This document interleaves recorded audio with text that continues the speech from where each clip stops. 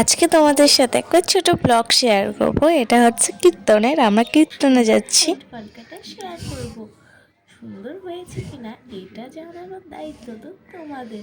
এই ভিডিওটা যখন আপলোড করব তোমরা দেখে নিও। দেখো এখন বেরিয়ে পড়েছি, খুব রোদ ছিল, ঠান্ডা দেখে রোদটা অত গায়ে লাগছিল না ঠিকই। এখন দেখো মা ওখানে টোটো ডাকতে যাচ্ছে, আর এখানে আমি দাঁড়িয়ে দাঁড়িয়ে অপেক্ষা করছি কখন টোটো নিয়ে আসবে মা। তো দেখতে দেখতে আমরা চলে এলাম কীর্তনে। তোমরা তো শুনতেই পারছো নিশ্চয়ই।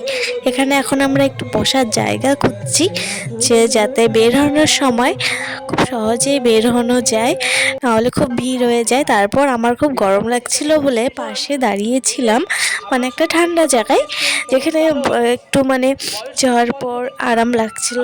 আর আমার মুখটা তো গরমে পুরো লাল হয়ে গেছিলো, আর আমার সত্যি কথা বলতে খুব মাথা ব্যথা করছিল, যার জন্য একটু পাশে দাঁড়িয়েছিলাম।